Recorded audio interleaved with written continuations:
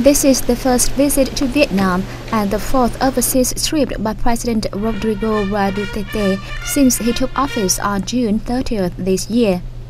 Vietnam and the Philippines set up diplomatic ties in 1976. In 2015, the two countries' foreign ministers signed a joint statement to establish the bilateral strategic partnership, ushering in a new era for bilateral ties.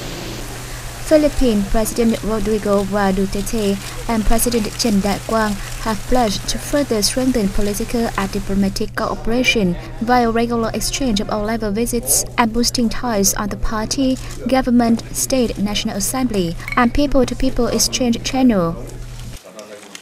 They agreed that national defense security is an important pillar in the bilateral strategic partnership.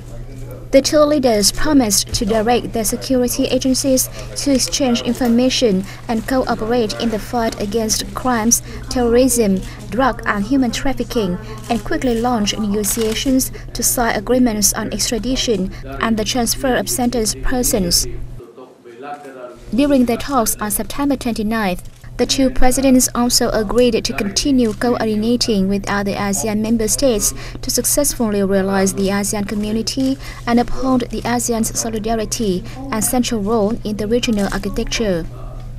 They committed to maintain and promote peace, security, stability, safety and freedom of maritime and aviation, along with unhindered trade in the region, particularly in the East Sea.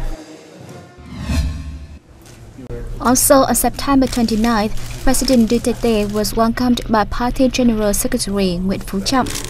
Duterte said the Philippines attaches importance to boosting cooperative relations with Vietnam in all fields.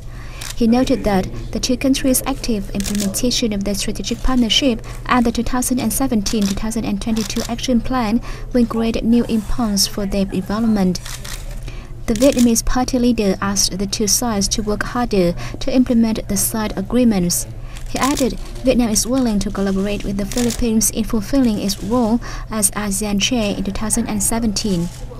Regarding these issues, General Secretary Trọng reiterated Vietnam's stance of dealing with disputes through peaceful measures.